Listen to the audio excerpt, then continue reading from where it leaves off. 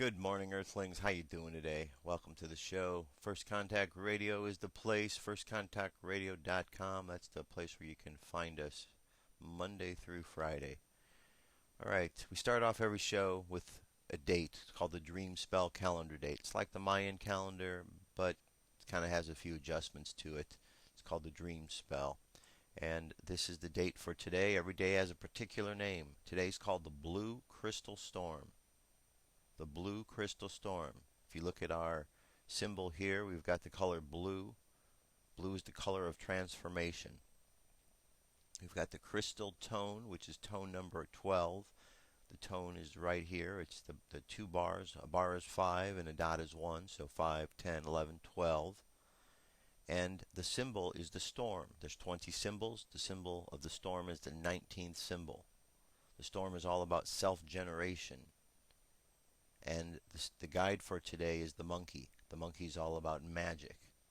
This thing I'm reading from here, it's a little widget. It's available on our website, firstcontactradio.com. On the right-hand side, you can download it absolutely free, and it will help you to understand. Every day it has the date. Every day it has this little phrase, which we're going to read right now. This is the phrase for today.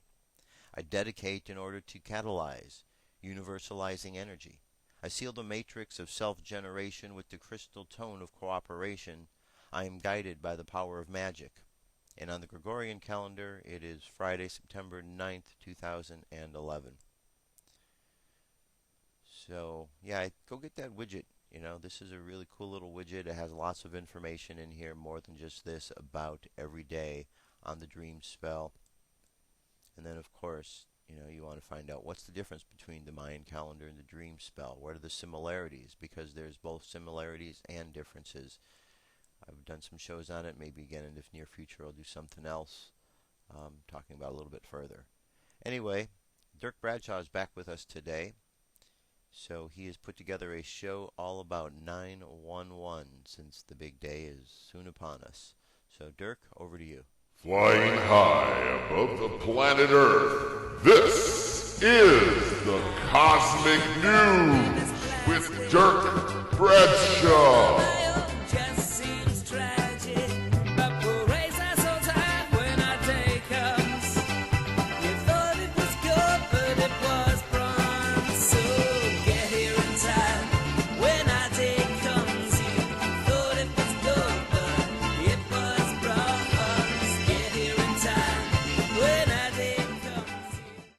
Hey there, boys and girls. Welcome to the Cosmic News with Dirk Bradshaw.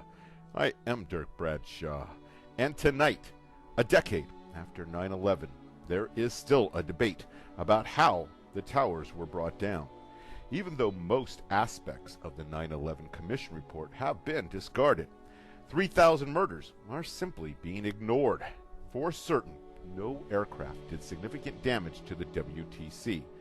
Building 7 proved that beyond a doubt, even to the point where those selling the fantasy of box cutters and buildings melting from jet fuel are hiding behind shills, disinformationists, and paid media busters. They are, in fact, hiding behind criminals.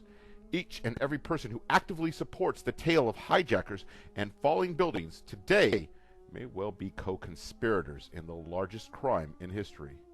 One thing has changed. There are now witnesses to the conspiracy. Testimony to those who planned and executed 9/11. It isn't government junk science against the laws of physics and nature. The conspirators blabbed about it, and we know who they are and can prove it. However, just to put the nail in the government's phony science, tonight we have Jonathan Cole, and he's done this incredible report for us. Let's take a look. The day after this happened, we were told that investigators have identified all the hijackers, even though 4 of the hijack suspects were alive. 15 were from here, 2 from here, 1 here, and 1 here. So we attacked here, looking for this guy, even though the FBI had no hard evidence connecting bin Laden to 9/11. We were told that the most important thing is for us to find Osama bin Laden and to fight the Taliban, who were blocking construction of the Trans-Afghanistan pipeline planned years before 9/11 to move product from the Caspian Basin, an area declared by Congress to be a zone of vital American interest. and some could not think of a time when we have had a region emerge as suddenly to become strategically as significant as the Caspian. Meanwhile, Congress passed this act, which most never read, creating this agency that is not constrained by this document, doing this to Americans. But once our troops got here, our president said, So I don't know where he is. Nor do, I just don't spend that much time on him. I'll be honest with you. all this condemnation took place over a year before any official investigation began, contrary to what's done for even a petty crime. Meanwhile, back at the scene of the crime, the loss of evidence was borderline criminal, and the destruction and removal of the evidence must stop immediately, because we were literally treating the steel removed like garbage and not like critical fire scene evidence, resulting in an investigation that was a half-baked farce. By May of '02, the cleanup officially ended, and FEMA issued a preliminary report concluding the sequence of events leading to the collapse of each tower could not be definitively determined. Months later, the National Institute of Standards and Technology began their study, but instead of a gumshoe inquiry that left no stone unturned, the investigations were treated more like a research project in which they waited for the information to flow in. In years later, NIST said that their analysis does not actually include the structural behavior of the towers after conditions for collapse initiation were reached, and they were unable to provide a full explanation of the total collapse. In other words, they stopped their study here and never addressed this or this. So in the final analysis, 9/11 was not considered a crime. Most physical evidence was disposed of before the investigation even began, and they did not evaluate key evidence. And no agency could explain how the Twin Towers actually collapsed. But what if 9/11 was actually investigated as a crime rather than an act of war? How would we go about solving it, and would we arrive at the same conclusions? Sherlock Holmes said, "When you have eliminated the impossible, whatever remains, however improbable, must be the truth." So before one tries to answer why it was done, or how it was done, or who did it, one first needs to know what it is. We need to understand what happened and what did not happen. We need to eliminate the impossible. So let's take a look and see what makes the most sense. The official conspiracy theory with 19 hijackers, or something else using the laws of physics applied to the evidence. A few minutes before this happened, we noticed this. NIST speculated that it was some type of aluminum mix, but provided no experimental confirmation of their theory. But others proved NIST wrong. In addition, iron microspheres were found all through the dust, confirming temperatures high enough to melt steel. NIST never explained these, but iron microspheres are a natural byproduct of a thermitic reaction. The media experts showed us that thermitic material could not melt steel. Despite 175 pounds of thermite packed around the steel column, it remained undamaged. But we showed that it could.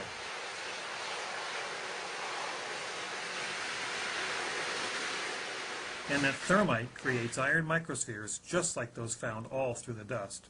Yet we're supposed to believe that office fires, which burn 1,000 degrees colder than what's needed to melt steel, somehow did this and made these. But thermite, which burns over 1,500 degrees hotter than needed to melt steel and creates these natural byproducts, for some reason cannot do this.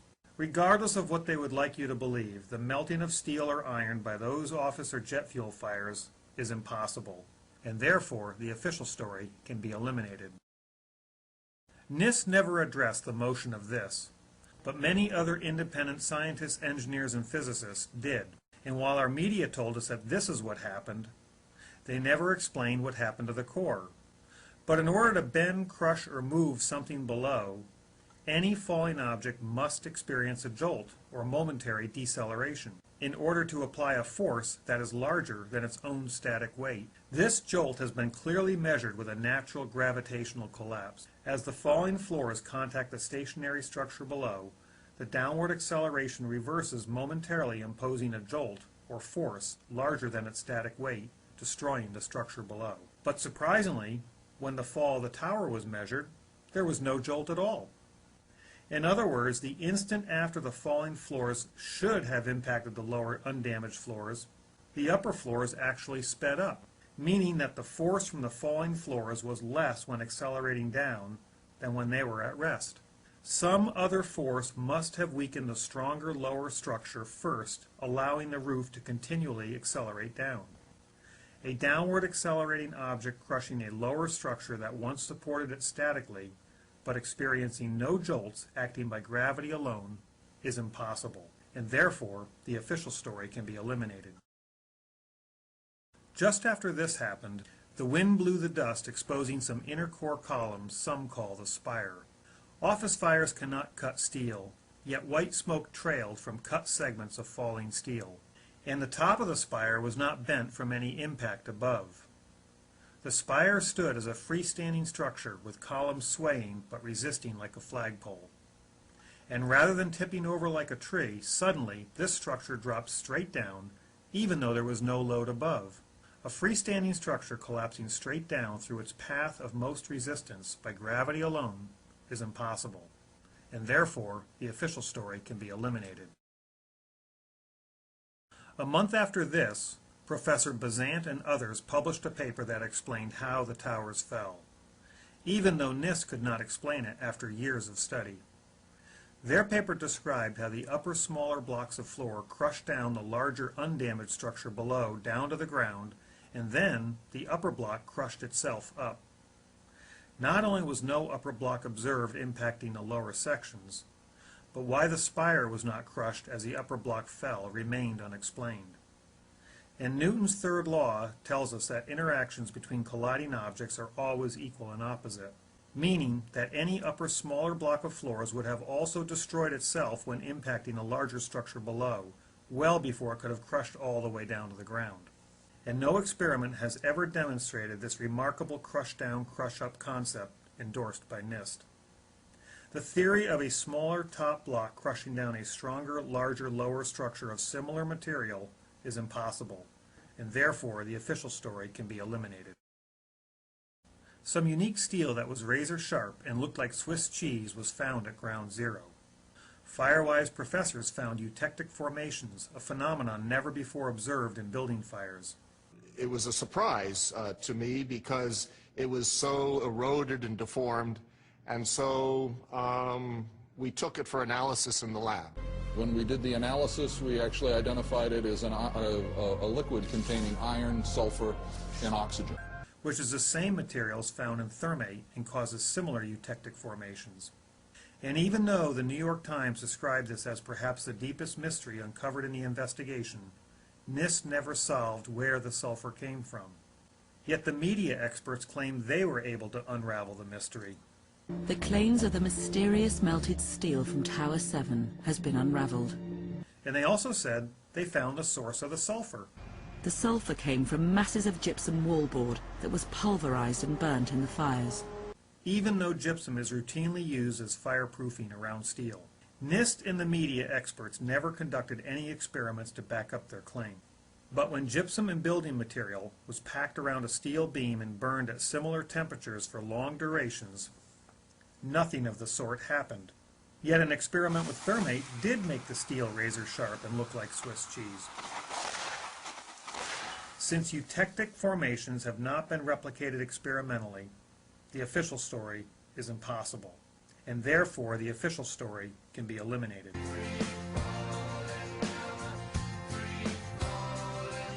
This building was never hit by an airplane, or even mentioned in the official investigation. It looked exactly like a controlled demolition. Yet NIST said it was a progressive collapse caused by normal office fires, but it fell for over 100 feet at total free fall, meaning the underlying supports had to have been removed first, allowing it to fall freely. Since a progressive collapse will not allow free fall, the official story is impossible, and therefore the official story can be eliminated. The USGS and independent physicists analyzed plenty of dust, collected by some from inside buildings near ground zero.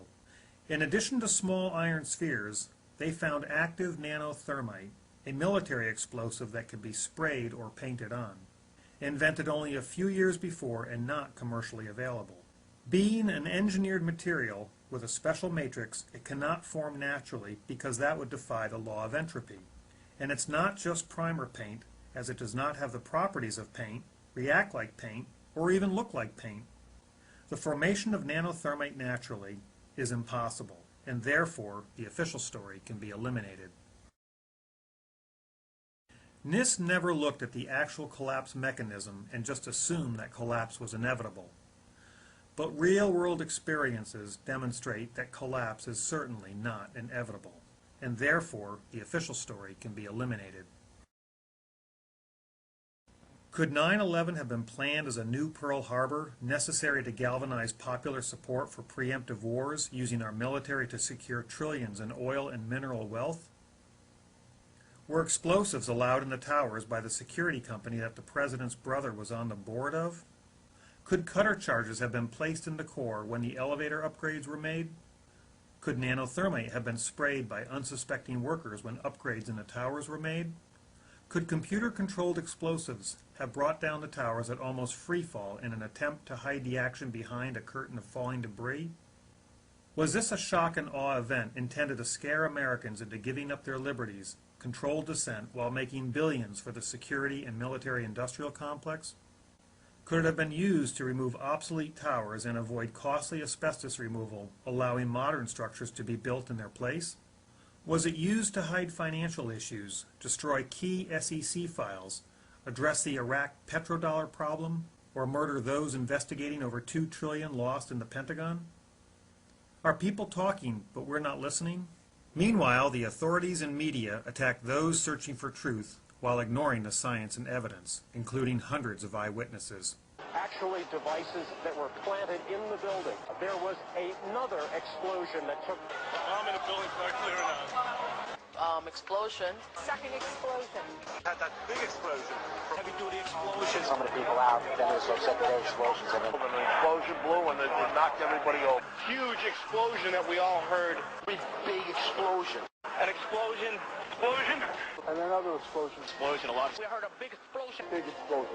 Explosions. Of the explosion. Just explosion. This was the result of something that was planned. It's not accidental that the first tower just happened to collapse and then the second tower just happened to collapse in exactly the same way. How they accomplished this, we don't know. Were those in the towers exploded into thousands of pieces just collateral damage for a much larger operation? It's not impossible. But this, and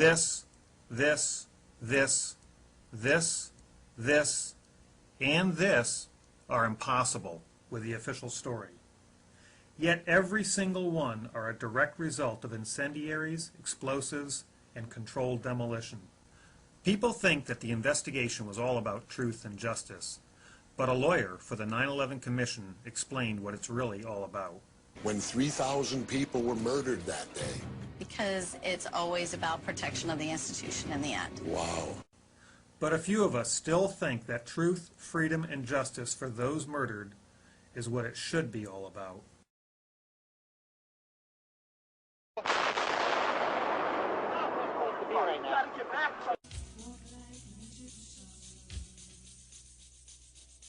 Oh, man, I can't believe it's over. Where does the time go? Well, I see the fat lady's off the stage. She's looking right at me. It's time for me to go put her to bed. I hate goodbyes. So instead I'm going to say, until we meet again, I'm Dirk Bradshaw for the Cosmic News. Wake up. What if our government was responsible for some of the greatest crimes against this nation? Would you really want to know? These are big questions, but these questions deserve answers. It's time to demand the truth. People should not be afraid of their governments. Governments should be afraid of people. 9/11 was an inside job. Kennedy was killed by the CIA. Jimmy Carter saw a UFO. Answers to secrets you need to know. So wake up, wake up, wake up, wake up. Wake up, wake up, wake up. Wake up, wake up, wake up, wake up. Wake up, wake up, wake up.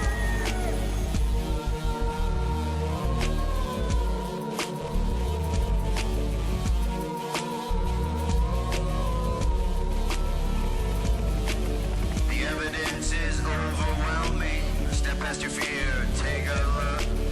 Illuminati lies keep growing.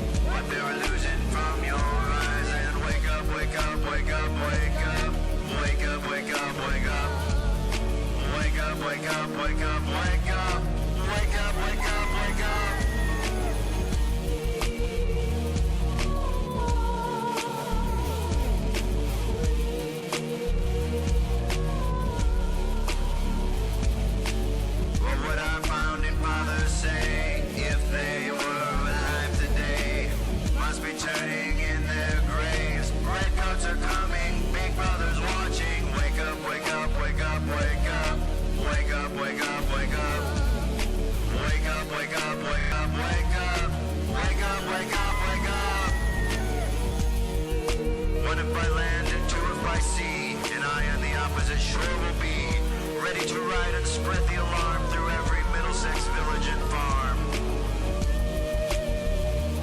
Whenever any form of government becomes destructive of these ends, it is the right of the people to alter or abolish it. When a long train of abuses and usurpations, pursuing invariably the same object, evinces a design to reduce them under absolute despotism, it is their right, it is their duty to throw off such government and to provide new guards for their future security.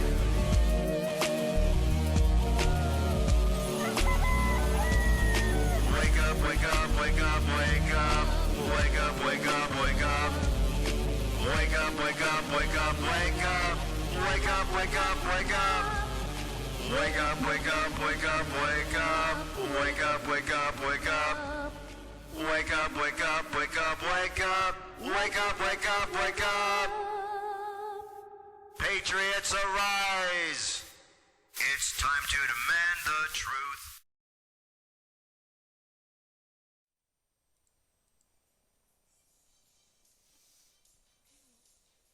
This is the UFO News with Joshua.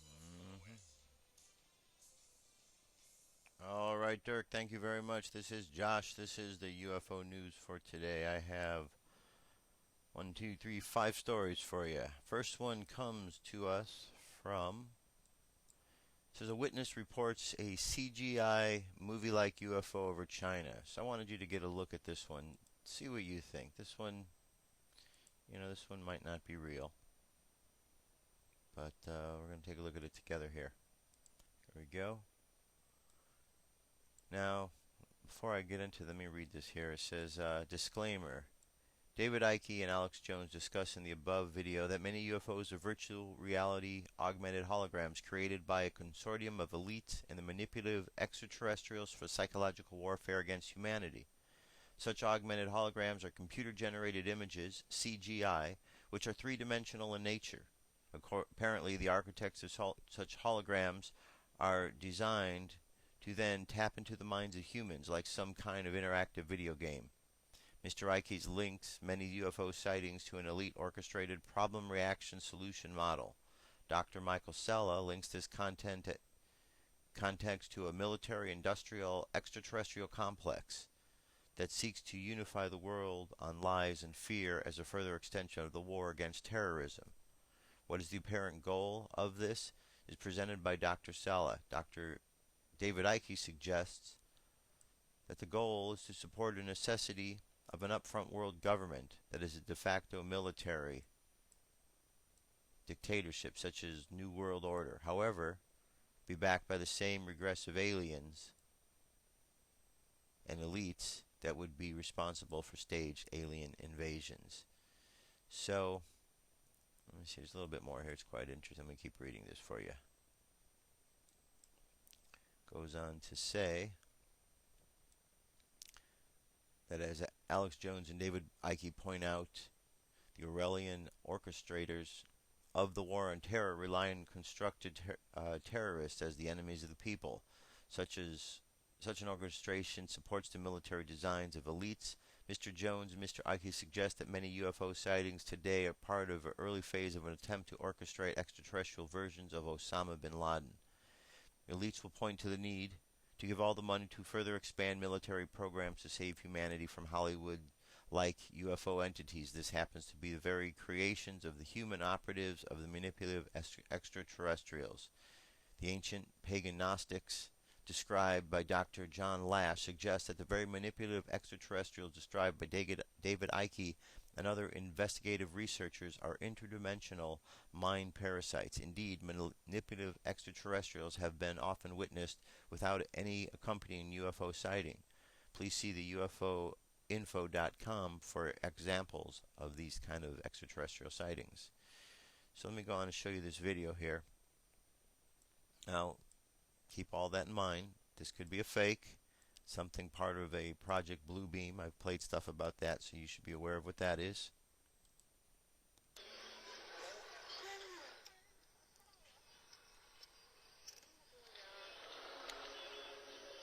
And this one is quite fascinating, if this is real.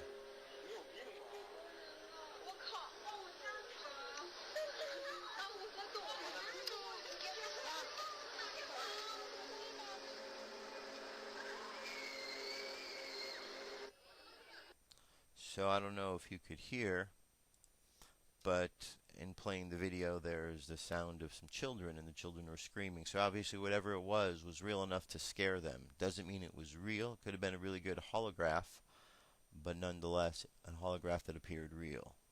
Alright, we're going to move on from this story here to our next story, which brings us to a UFO that was sighted by the people on board an Australian warship.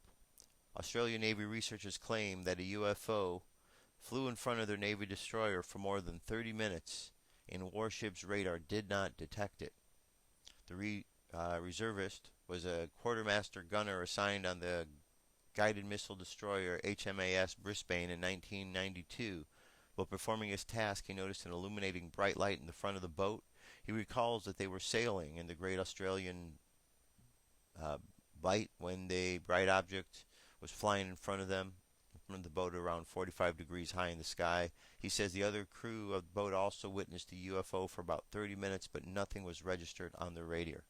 He further depicts that the bright UFO rapidly stirred to southeast and then moved to the southwest and did a little jiggle before its rise swiftly and gone. The reservist notes that what they experience is something that he will never forget, and thinks that he will never see a UFO again in his life. Alright, moving right along to our next story up, comes to us from the Inquirer.com. Excuse me, the Examiner.com. Big difference. Alright, National UFO Alert sighting spike doubles state list. Goes on to say that, this is by Roger Marsh, goes on to say that the National UFO Alert rating system has been updated September 8, 2011, with California, Florida, Pennsylvania, Texas, New York, Michigan, Missouri, Ohio, Connecticut, Illinois, Indiana, Colorado, and Arizona moving to a UFO Alert 3 as the highest reporting states during the month of July 2011, filed with MUFON. Kentucky, New Jersey, Washington, Georgia, North Carolina, Oregon, Tennessee, Oklahoma, Kansas, Massachusetts, Wisconsin, and Minnesota were placed in a UFO Alert 4 with 13 or more cases reported in August, and then Nevada, Virginia, Rhode Island, Louisiana, and Iowa have been designated as watch states, each with 10 or more cases. A spike in UFO reporting for August caused this number of states in the Category 3 and 4 list, including the watch states, to double. And in fact, most listed states' UFO reports were double in August from their average UFO reports. MUFON released August statistics on September 1st, where the total number of reported UFO sightings are listed by state. The UFO Examiner uses these statistics to rate states. The entire country was moved back to the lowest level, UFO Alert Level 5. So there you go. A country where is a 5, and then each state individually anywhere from a 3 to a 2, 3, or 4. Right? Right. Okay. Moving right along. Our last story we're going to go over here is Elenin related. And this deals with a object that was seen near the sun. So check this video out. See what you think this is.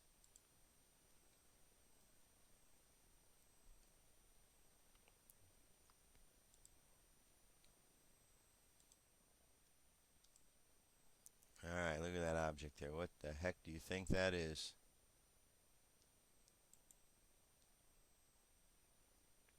And look in the distance, you can see, is that possibly the same object? Now looking at through Soho.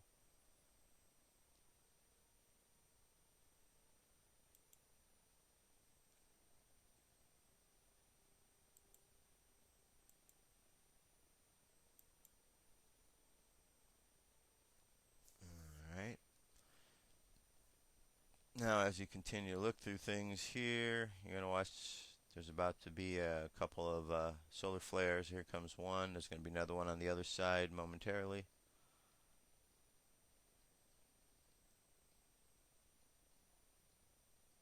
Alright.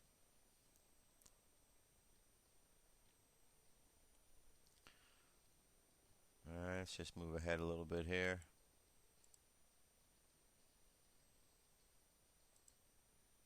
Alright. Oh, very good, very good, very good. Alright. there you have it, folks. That's our UFO news for today. All these stories you can find on our site, firstcontactradio.com, on the right-hand side under UFO news. I'm going to jump away for, just about 60 seconds or so. I'll be right back. Stay tuned. Headline edition, July 8th, 1947.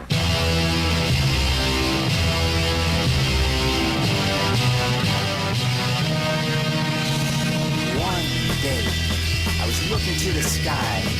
I saw up above the clouds. It was a silver shiny disc floating high above the ground. Then I saw them waving to me. It was E.T. and his family. Something happened up the street from the ground. The sky had shot the UFO down.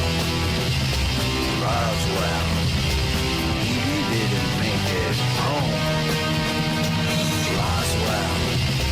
Roswell, he didn't make it home. The Army Air Force. All right, I'm back. So where are we at now? Okay, I just showed you some solar flare information. Let's get a little bit more in-depth with this. We're at spaceweather.com, and right here, the story that they've got playing, or right up front, Geomagnetic Storm Watch. A series of coronal mass ejections, CMEs, propelled towards Earth by the recent eruptions of sunspot 1283 will deliver glancing blows to Earth's magnetic field on September 9th through the 11th. High-latitude sky watchers should be alert for auroras in the night skies. Now, let's look at this here. The sunspot 1283 is producing flares so intense they are visible through the solar telescopes in backyards 93 million miles away. Amateur astronomer Andy Devey photographed this one. And let's just check that out here. Alright, pretty intense indeed. And it says the magnetic canopy of sunspot 1283 has unstable beta-gamma delta configuration that harbors energy for more powerful eruptions. NOAA forecasters estimate a 75% chance of N flares and a 25% chance of X flares during the next 24-hour period. Now down here, says on September 8th, around 2300 Universal Time, the SOHO and the Stereo spacecraft detected a significant CME emerging from the far side of the Sun. Earth was not in the line of fire, but the planet Mercury is.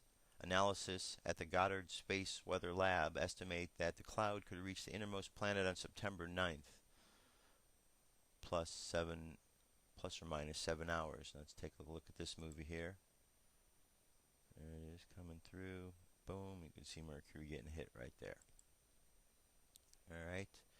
And down here, let's check our predictions right here. The geomagnetic storm forecast.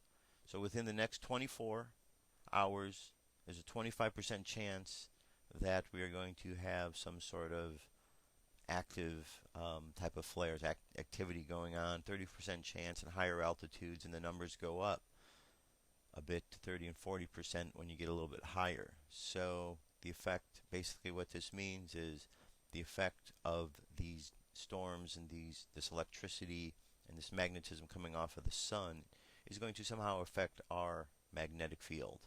How? Well, it may make things a little bit warmer. Perhaps there might be some sort of issues with power. That's a possibility. Now, here's a good example of power that was going out last night. This is power outages. Hold on a second here. Let me get this to you right. We talked about the solar flares yesterday and the NASA warnings that they would hit the Earth on the 8th and the 9th. Well, here we go. Officials began attempting to restore power in San Diego amid blackout. Guys, I'm doing this because I started getting emails from some of you that about these blackouts from across that part of the country. It says it's a 500 kilowatt high voltage line from Arizona to California. Now I'm getting reports from some of you other YouTubers about Texas. It's moving from west to east. when you get this kind of massive stuff and you don't think about those solar flares, and we know they can knock out transmission lines. We've talked about this, guys. It's really something. One of the things, I'm going to scan down this. As always, you can pause this video and read this. One of the things is we've got no outbound flights to San Diego. You've got 2 nuclear power plants that went off grid. Read this. We're going to be doing some upgrades. Check the videos yesterday on the solar flares. Just a heads up, guys. This doesn't look good. All right. All right. So it's from Mr. Comet Watch. You can find more of his videos up there on YouTube. Okay. Now, we're going to check some things out here about the debates, because I know you didn't hear about these things on the mainstream TV, even though it was their polls. Right here it says, poll shows Ron Paul won the debate at the Reagan Shrine. It's embarrassing for the establishment. They keep holding these debates and Ron Paul keeps winning. The corporate media keeps posting polls and Ron Paul keeps winning, and yet we are told he can't possibly win the nomination. Following the dog and pony show at the Ronald Reagan Library last night, the NBC News political unit posted a poll on their website asking who won. I want you to see, because this is what they say. Ron Paul, 48.8% of the votes. Mitt Romney, 18%. Rick Perry, 14%. Ron Paul is the winner with 48% of nearly 100,000 votes. Mitt, the Democrat who wants you to think he's a Republican, came in a distant second at a mere 18%. And Michelle Bachmann of the Tea Party decoy came in with a pathetic 2.4% of the vote. Rick Santorum barely registered at 1.1%. Polls are irrelevant to pundits who love the state, though. For instance, over the conservative website Newsmarks, Ron Paul is considered the loser because he's just out of it, and because he's dissed Ronnie at his very own Shrine Library. Paul dared to speak the truth. Ronnie talked the talk, but when the rubber met the pavement, he turned out to be just another tax and spender, or rather borrower and spender. Anyway, there's more to this article. We have it posted there. Now, I want to follow this one up here by this next article. Ron Paul widens the MSNBC presidential poll lead, over 205,000 votes cast. So yes, the one I just read you, there was only 100,000 votes at that point, and he was ahead 48% to, what was it, 16%? 48% to 18%. Okay, let's give. It says MSNBC's first read continues attracting votes for its presidential Republican debate poll. As of 3:30 a.m. on September 9th, more than 205 votes have been cast. Ron Paul has widened the lead over Mitt Romney and Rick Perry. He has 57.1%, Romney 14.5%, Perry 14.2%. Despite the thunderous thumbs up for Paul, mainstream media continues to virtually ignore the poll results and the comments about a candidate that the public has enshrined, yet the media continues to write him off as not as a serious contender for the presidential nomination.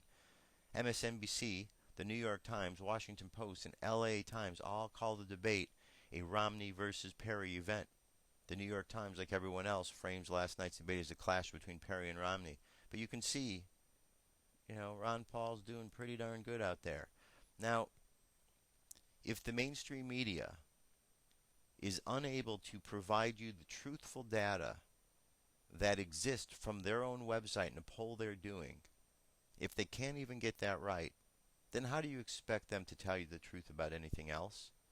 If they put a poll up on their website and Ron Paul is the winner of their poll, and yet they do not announce him as such and only talk about the ones who came in second, third, and fourth, doesn't that seem a bit suspicious? And wouldn't it make you question other news stories they are saying? It would me. And that's the problem with the mainstream media. People aren't questioning it enough, and they're getting away with these sort of stories.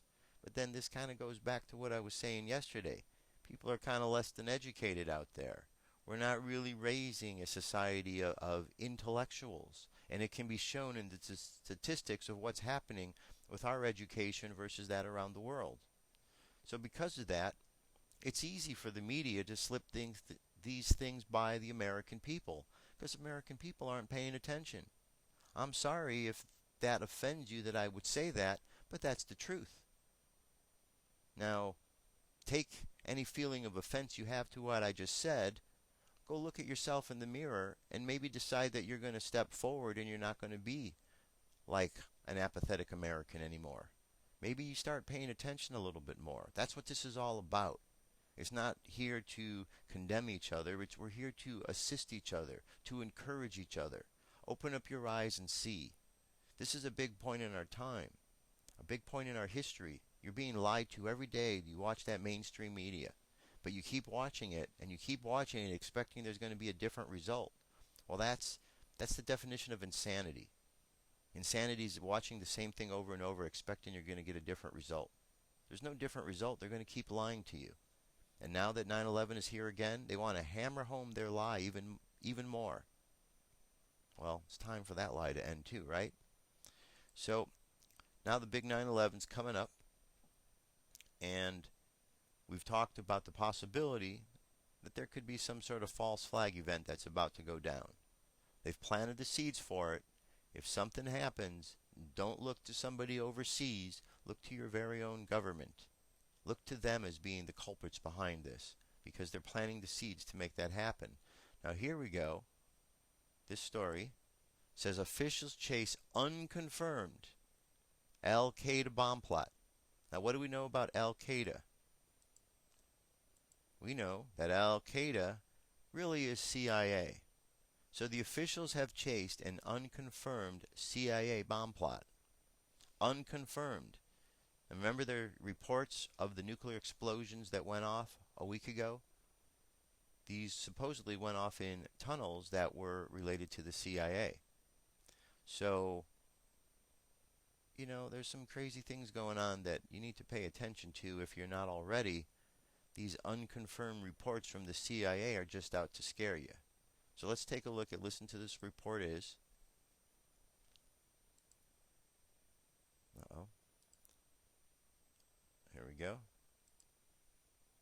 Just days before the 10th anniversary of the September 11th attacks, officials are investigating a new threat against New York and Washington. Late Wednesday night, U.S. counterterrorism officials received a piece of intelligence that included specific but unconfirmed information about an al-Qaeda plot that was looking to use car bombs, possibly on bridges or tunnels in New York City or Washington, D.C., to coincide with the anniversary of the 9/11 attacks 10 years ago. Security measures have been beefed up in the two cities. The NYPD is deploying additional resources around the city and taking other steps to keep our city safe, some of which you may notice and some of which you will not notice. Well, that's the most important part about having a playbook, so to speak, on the shelf that has very specific resource information in it, because now when we get specific threats, we can take that playbook and pull different plans from the playbook, and that's exactly what we've been able to do. Officials in both cities say September 11th events will go on as planned. Security had been enhanced around the country in the weeks leading up to the 10th anniversary. Law enforcement officials have been particularly wary after information gleaned from Osama bin Laden's compound in Pakistan indicated that al-Qaeda had considered attacking the U.S. on this anniversary and other important American dates. President Barack Obama has been briefed on the threat and has directed U.S. counterterrorism officials to intensify their efforts. Oh, they just won't let that bin Laden guy die. Now it's his compound that's sending out the information. Do you see the lies? Are you seeing it?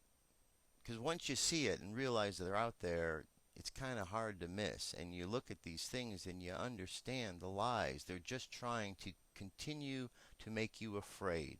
This is all about continuing their war on terror. They are the terrorists. And they are creating war upon you, the American people, using propaganda as a tool to do so. So if you buy into their war ideas, then they've succeeded in getting you caught up in their war. Now, the CIA is going to scare you with another bomb plot. And they want to make sure that you're afraid. And how are they taking precautions out there in New York to make sure everyone is safe? Well, the first responders and the firefighters, they're not allowed out there. Because according to Mayor Bloomberg, they're not going to have enough room to stand out there because there's so many family members and victims' family members that are going to be out there. Well, that's great that they're all going to be there, but the firefighters should be out there too, and the first responders. The fact that they're not says volumes. You know why they're not going to be there? Because firefighters in New York know the truth. I played for you firefightersfromtruth.org yesterday, a video from there. They know the truth. They understand there were explosives in that building. Therefore, in order to eliminate them speaking, they're just not even allowed at the event. It's really disgusting, folks. The more you understand and the more you pay attention to the story, you see what they're doing.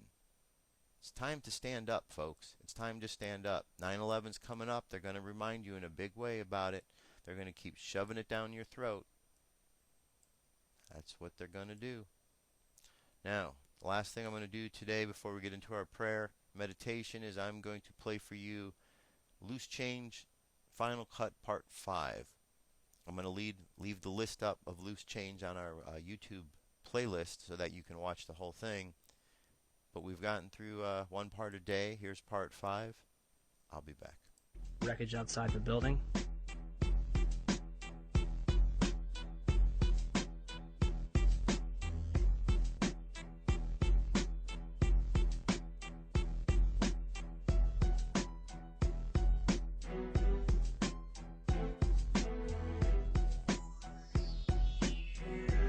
Eyewitness testimony.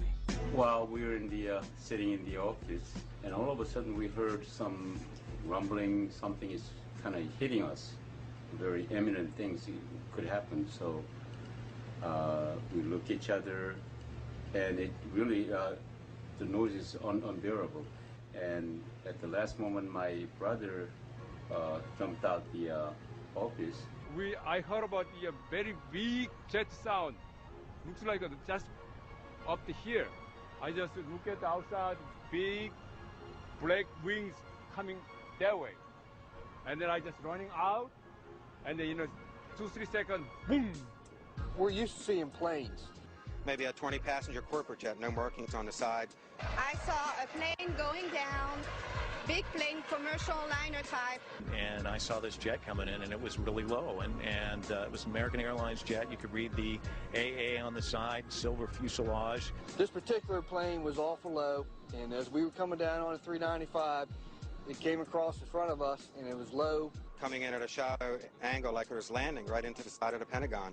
It just happened. It was really amazing.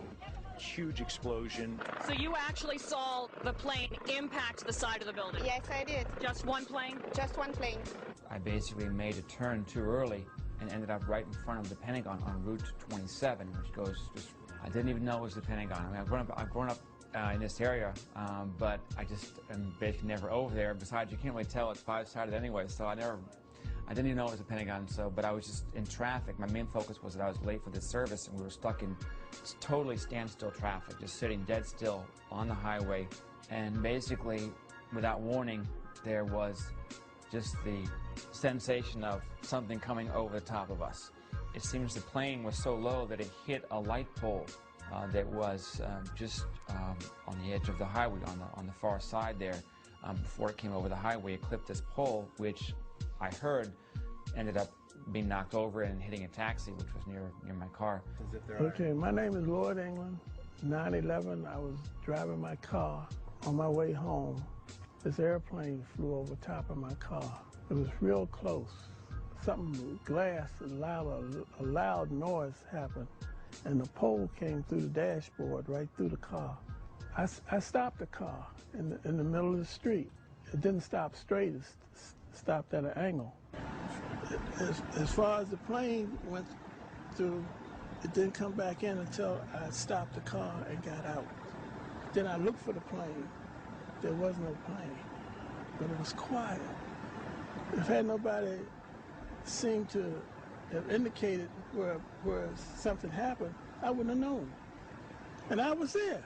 I mean, I'm there. The plane, the wing spread would have been from that house, maybe halfway in my house.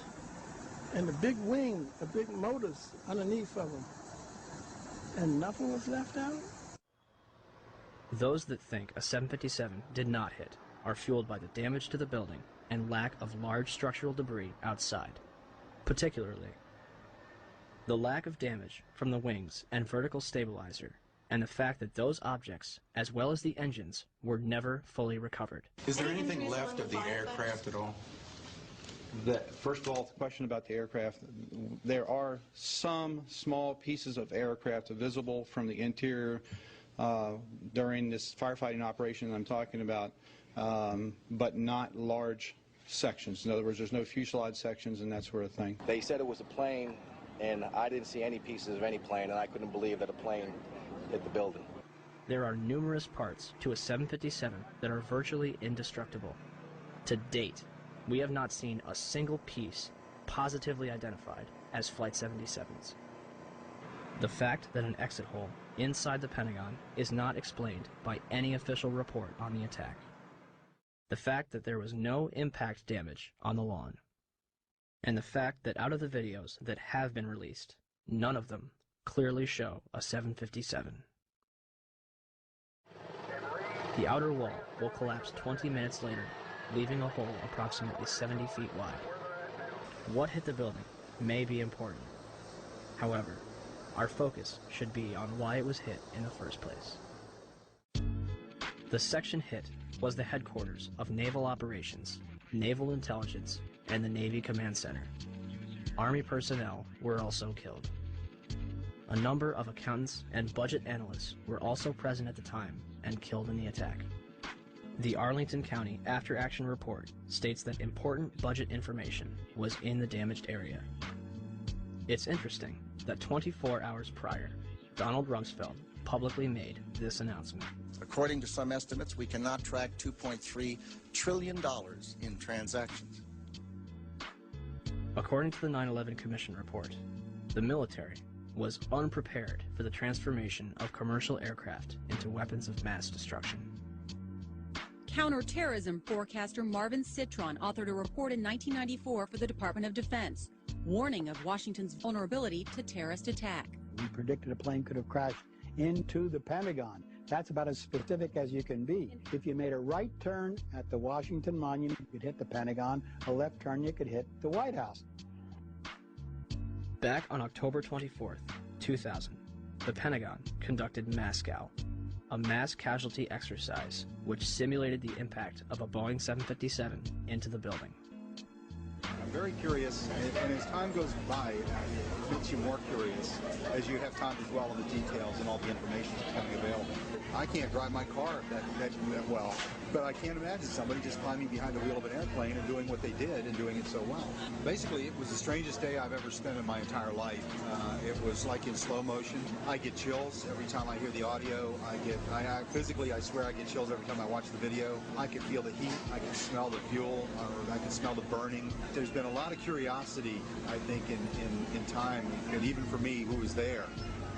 I still have questions of, did I really see what I think I saw? You know, when you're led to believe and you think you believe what you think you saw, I think that you begin to buy into it. But the more you dwell on it and the more the evidence comes forward, the questions get larger and larger and larger. I'd like some conclusion. I mean, I'm sure the families would, and I'm sure the military knows a lot more than we do in the government. But I'm just astounded that they don't share more of the information that's available. If the government was 100% forthcoming and wanted to squelch any doubt as to what happened, why have they controlled the evidence so strongly? Why is there no positive identification of Flight 77? Why, when Vice President Dick Cheney was aware of an incoming aircraft up to 50 miles away, were employees allowed to remain in the building? Had a single alarm gone off inside the Pentagon, 125 people would be alive today, and hundreds more would not be suffering. And when it got down to the plane is 10 miles out, the young man also said to the vice president, "Do the orders still stand?" And the vice president turned and whipped his neck around and said, "Of course the orders still stand. Have you heard anything to the contrary?" Norman Mineta's testimony would be completely unreported by the 9/11 Commission. It would also be censored from the online archives of Commission hearings. A spokesperson from the National Archive claimed that it was a technical snafu. The 9/11 Commission will later conclude that Vice President Dick Cheney did not reach the bunker until 9:58. My main concern is that in your testimony, you stated that Vice President Dick Cheney came into the POEC office at 9:20 when you arrived, and he was already there. He's gone in front of Meet the Press, and he said he was there at 9:38. They did that because they'd received a report that an airplane was headed for the White House. This is Flight 77, which had left Dulles. It left Dulles. As best we can tell, they came initially at the White House. The plane actually circled the White House? Didn't circle it, but was headed on a track into it. Tracking it by radar. And when it entered the danger zone and looked like it was headed for the White House was when they grabbed me and evacuated me to the basement. The plane obviously didn't hit the White House, turned away and we think flew a circle and came back in and then hit the Pentagon. Yeah, the 9/11 Commission report puts in there at 9:58 that morning. 58? Yeah, I don't know if you got a chance to read it, but it puts in half an hour later. So I don't mean to ask a rhetorical question, but to the best of your recollection, was Vice President Dick Cheney already there at 9:20? The flight you're referring to is the flight that came into the Pentagon. This was before American Airlines went into the Pentagon. Norman Mineta was in the bunker with Cheney, and so the fact that wasn't in the 9/11 Commission report was rather odd, don't you think? Yeah. Who was that young man? Did anybody ask who that young man was? How could Dick Cheney, or anyone in the administration, especially after an aide warned him a plane was 50 miles out and 2 planes had already struck the World Trade Center, allow the Pentagon to be struck? You know, am I prepared to believe that Dick Cheney would be capable of knowing about this kind of attack on the Pentagon, for example, and allowing it to happen? Well, from what I know about Dick Cheney, yeah. All right. Now we are back. We're going to close things out. That was our last bit of loose change. You'll be able to find the rest of it. It's online at YouTube. It's everywhere. Just do a Google search. But I'm going to put the rest of the links on our playlist for today. That way you can just follow along, watch the rest of it if you haven't already seen it. All right? All right, meditation time. So everybody close your eyes. Relax. All right, put your mind at ease, my friends. Put your mind at ease. All right, take a deep breath. Exhale. Now relax your mind, my friends. Relax your mind. Open up all of your chakras. Starting at the bottom of the spine, red.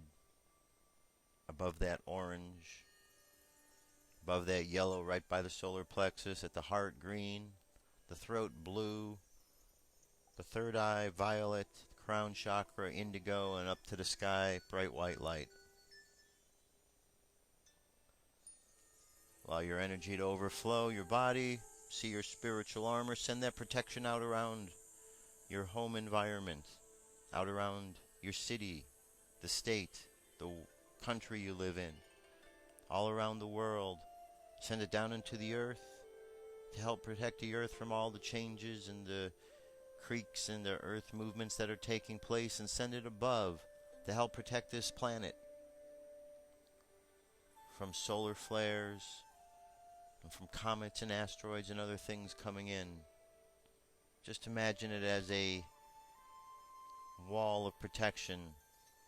Imagine how strong it becomes when we all use our minds to create a wall, to create this protection. Now, I want you simply to imagine that your mind is like a blank slate. And as you look into it, I want you to look and to see that place in you that understands the difference between truth and lies. And once you find that place, I want you to bring it forward. Understand how it is that you are able to understand the difference between truth and lie. And know that you have the ability at all times to discover the difference and know the difference between truth and lies.